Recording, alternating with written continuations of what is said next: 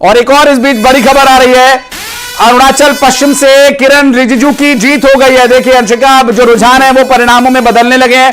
अपने मेहमानों के पास भी चलेंगे, लेकिन उससे पहले एक बड़ी खबर अरुणाचल प्रदेश से, अरुणाचल पश्चिम लोकसभा सीट की हम बात कर रहे हैं। केंद्रीय मंत्री किरण रिजिजू की जीत हो गई है और केंद्रीय मंत्री जो उत्तर प्रदेश में 6 केंद्रीय मंत्री पीछे चल रहे हैं, तो कुछ केंद्रीय मंत्रियों की जीत के आंकड़े भी सामने आ गए और स्पष्ट हो चुका है परिणाम। हमने पहले देखा अमित शाह गांधीनगर में जीते और अब किरण रिजिजू भारतीय जनता पार्टी के अरुणाचल पश्चिम लोकसभा सीट से चुनाव जीत गए हैं। नबाम तुकी को उन्होंने कांग्रेस पार्टी के एक कद्दावर नेता जिन्हें हराया। किरण रिजिजू एक बार फिर से चुनाव जीतकर संसद भेज दिया है जनता जनार्दन ने उन्हें, और यहां एक अच्छा खासा अंतर 97,644 वोटों का किरण रिजिजू के पक्ष में गया है और उन्हें 97,000 वोटों से जीत का यह अंतर दिखाई दे रहा है। 97,644 से एक बड़ा अंतर रहेगा अंशिका। बिल्कुल, और देखिए किरण रिजिजू अरुणाचल पश्चिम से जीत हासिल उन्होंने की है, तो इसका इफेक्ट बहुत ज्यादा नॉर्थ ईस्ट एरिया के साइड भी पड़ सकता है। जैसा कि अगर पहले ही हम देख रहे हैं कि उन्होंने जीत हासिल की है, तो और भी जो नतीजे आएंगे तो शायद वो बीजेपी के लिए पॉजिटिव हो सकते हैं। हालांकि अभी देखना होगा कि और भी राज्य इर्द गिर्द अरुणाचल के वहां पर क्या होते हैं नतीजे। लेकिन उससे भी शॉकिंग, जैसा कि हम बोल रहे थे कि बातचीत का जो सिलसिला है वो हर कोई इधर से उधर कर ही रहा है। नीतीश कुमार, क्योंकि सूत्रों के हवाले से जानकारी मिल रही है कि नीतीश कुमार से और टीडीपी से कांग्रेस बात कर सकती है, तो ये क्या बातचीत हो सकती है इनके बीच में, किस तरीके से बातचीत चलेगी? बिल्कुल, इंदौर चलेंगे। मिथिलेश हमारे सहयोगी इस वक्त जुड़ गए हमारे साथ। मिथिलेश, आप इस वक्त कहां पर मौजूद हैं और क्या डिटेल्स मिल पा रही है? रुझान अभी एनडीए के पक्ष में जाते दिखाई दे रहे हैं। जी, इस वक्त मैं पूर्व लोकसभा स्पीकर सुमित्रा महाजन जी के घर पे मौजूद हूं। हमारे साथ में है ताई से हम बातचीत करेंगे। ताई, न्यूज 18 में ताई रुझान आने लग गए हैं, धीरे धीरे परिणाम सामने आ रहे हैं, क्या कुछ कहेंगे आप? मैं इतना ही कहूंगी कि हिंदुस्तान का वोटर समझदार हो गया है और हिंदुस्तान में प्रजातंत्र जो चलता है और जो इलेक्शन की पद्धति है, कहीं ना कहीं ऐसा है कि प्रजातंत्र को कोई कुछ नहीं इधर उधर कर सकता है। लोग अपने तय सोचते भी हैं और अलग अलग जगह पे अलग अलग वोटिंग ये दिख रहा है हमें। तो एक बात तो है कि मुद्दे भी कभी कभी अलग चलते हैं, कई प्रदेशों में कुछ मुद्दे अलग चलते, ऐसा थोड़ा बहुत हो रहा है। मगर इन जनरल जो सिस्टम चल रही है वो ये दिखती है कि लोग अच्छा काम चाहते हैं, लोग प्रामाणिकता से काम 83,000 वोट नोटा को मिले हैं और प्रजातंत्र के लिए भारत अब धीरे धीरे तैयार हो गया। अगर इंदौर की बात करें तो इंदौर में जहां एक तरफ बीजेपी बड़ी जीत की ओर है, लेकिन नोटा भी 1 लाख पार हो गया।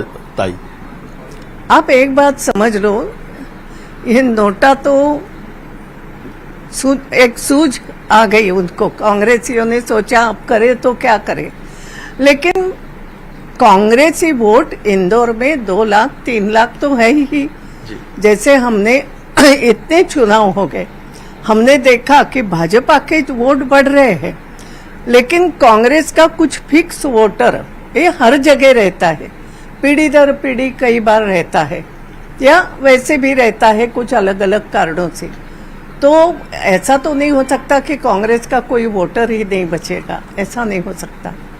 और जब ये स्थिति आ गई ऐसे समय पे आपने कांग्रेस के व्यक्ति ने विड्रॉ कर दिया, जो भी कुछ नाटक इंदौर में हुआ, मैंने इसलिए पहले कहा प्रजातंत्र में वोटर भी समझदार हो गया कि ठीक हो रहा है कि नहीं हो रहा है कुछ बातें। और कांग्रेस का वोटर अब जाएगा तो कहाँ जाएगा?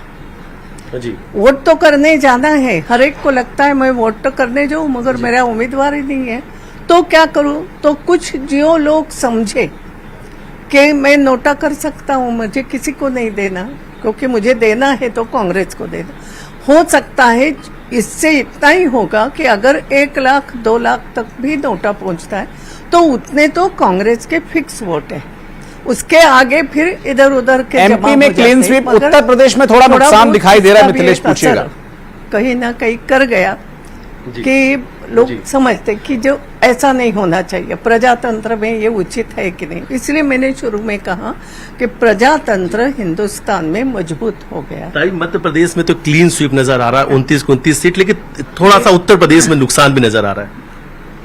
मुझे बाकी की बात नहीं मैं तो मालूम, मगर मैं हमेशा बोलती हूँ मुझे हमारे मध्य प्रदेश पे गर्व इसलिए होता है कि मध्य प्रदेश का संगठन मजबूत है। मैं बार बार एक ही बात करती हूँ, संगठन को मजबूत करो, आपको कोई नहीं हरा सकता है।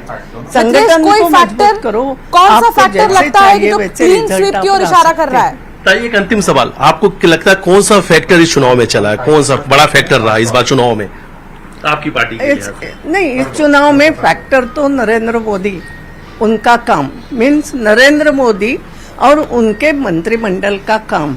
राम मंदिर भी।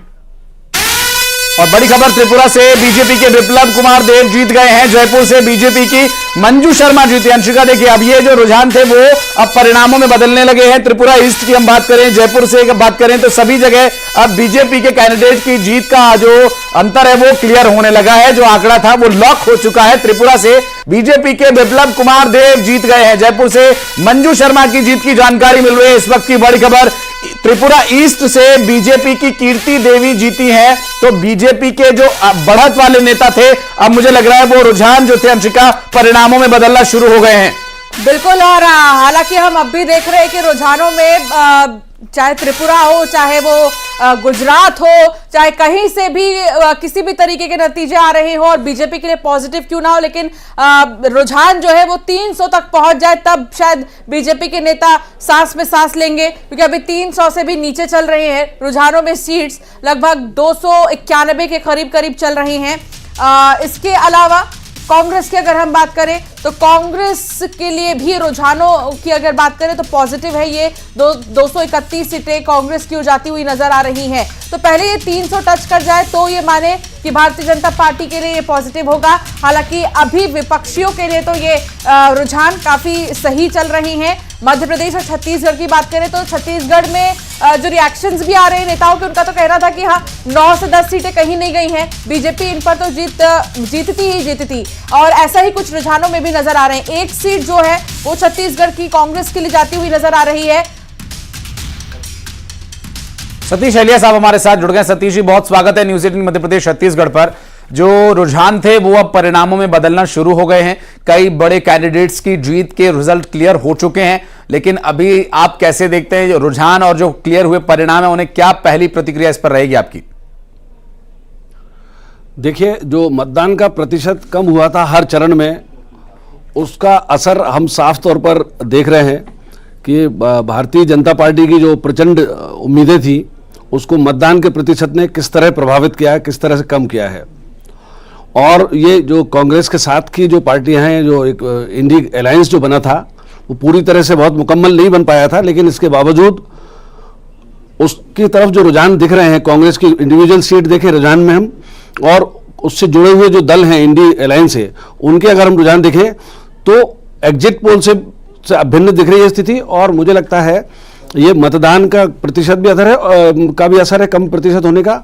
और जो वोट शिफ्टिंग जो होती है एक दल के दूसरे दल को, पहले कई बार ये प्रयोग फेल रहे हैं, खासकर उत्तर प्रदेश में बसपा का और कांग्रेस का वोट एक दूसरे को शिफ्ट नहीं हुआ था जब उन्होंने गठबंधन किया था, या सपा और बसपा का नहीं हुआ था। हाँ। लेकिन इस बार लगता है कि वो कांग्रेस और सपा का जो गठबंधन है या आम आदमी पार्टी का दिल्ली में या कहीं, वो शिफ्टिंग इस बार मतदाता ने उसको बहुत, उनके गठबंधन को, उनके जो लाइक माइंडेड जो मतदाता हैं उन्होंने उसको पॉजिटिवली लिया है। ठीक है। और मैं इसको इस तरह से भी देखता हूं कि ये लोकतंत्र के लिए बहुत अच्छा है। एक मजबूत विपक्ष जरूर चाहिए देश को। तो दोनों, हाँ, तो उससे बात बनती है डेमोक्रेसी की। मजबूती दिखाने के लिए एक साथ आ भी तो गए कई ऐसे फेसेस जो अनएक्सपेक्टेड थे, लेकिन एक साथ आए। और अभी तो सूत्रों के हवाले से ये भी पता चल रहा है, वीरेंद्र जी से इस पर रिएक्शन लेना चाहूंगी। वीरेंद्र जी, नीतीश कुमार और टीडीपी से बात कर सकती है कांग्रेस? नीतीश कुमार और टीडीपी दोनों को यदि आप नंबर के हिसाब से देखें तो 30 का नंबर बनता है, और 30 बहुत बड़ा नंबर होता है, खास करके ऐसी स्थिति में। यदि आप 230 में 30 जोड़ दें तो आप सोचिए 260 पहुंच गया। जी। लेकिन सवाल यह है कि क्या नीतीश कुमार ऐसा करेंगे, क्योंकि वो इंडी अलायंस के प्रणेता इसलिए बने थे हाँ। कि उनको प्रधानमंत्री बनने का शौक था। क्या राहुल गांधी या इंडी नीतीश कुमार को फिर से बोलेगा कि आप प्रधानमंत्री बनो?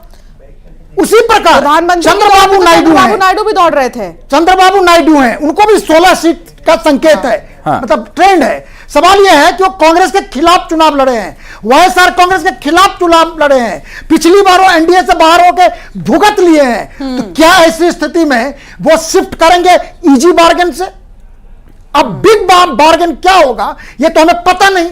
अब बिग बार्गेन क्या हो सकता है बार्गेन, कि उनको